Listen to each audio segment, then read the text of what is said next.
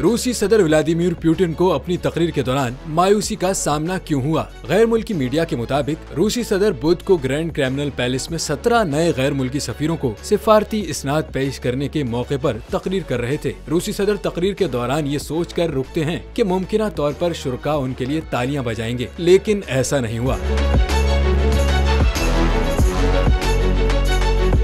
इस मौके पर रूसी जुबान में तकरीर खत्म करने के बाद व्लादिमीर पुतिन हल्के से मुस्कुराए और फिर वो अंग्रेजी में सफीरों के लिए नेक ख्वाहिशात का इजहार करते हुए वहां से चले गए। रूसी सदर के साथ पेश आए वाकये की वीडियो भी सोशल मीडिया पर वायरल हो गई। तो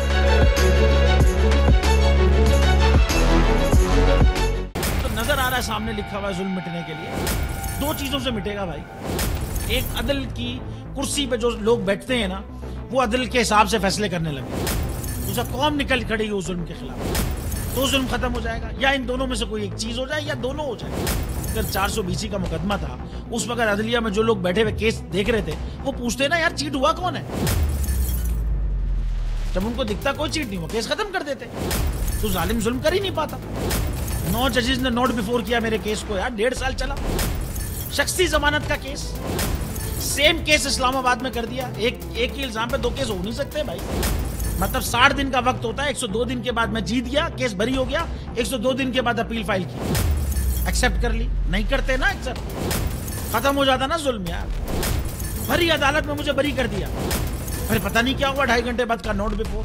मैं नहीं सुनता ये केस, खड़े रहते अपने फैसले, मिट जाता जुल्म। अल्लाह ताला ने बिठाया इस इन कुर्सियों पे इनको यार, ये अल्लाह ताला की तरफ से फैसले करते हैं। तो या तो ये फैसले आएंगे, जुल्म मिट जाएगा, या कौम खड़ी हो जाएगी जुल्म के खिलाफ।